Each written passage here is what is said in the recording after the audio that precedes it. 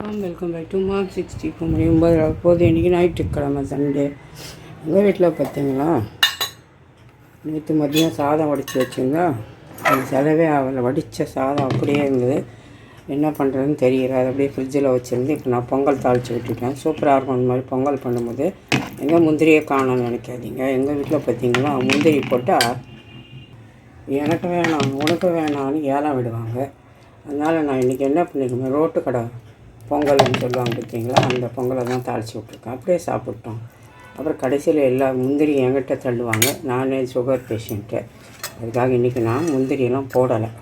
அதுக்கு எப்போவுமே தேங்காய் போட்டுக்கடை சட்னி தான் எப்போவுமே சூப்பராக இருக்கும். அப்படின்னா சாம்பார் இல்லை, அதுக்காக நம்ம தேங்காய் பொட்டுக்கடலை சட்னி வச்சு நான் தான் இப்போ சாப்பிட போகிறேன்.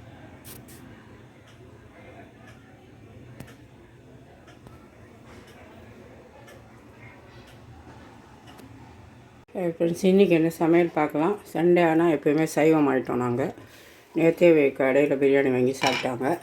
சாதம் வடித்து வச்சுருக்கேன். அடுத்து என்ன குழம்பு வைக்கலான்னு எல்லாருக்கும் உள்ள அதே தொல்லை தான். எல்லோரும் ஒரே குழம்பு சாப்பிட்டா தானே பரவாயில்லையே. நம்ம வீட்டில் அது கிடையாது.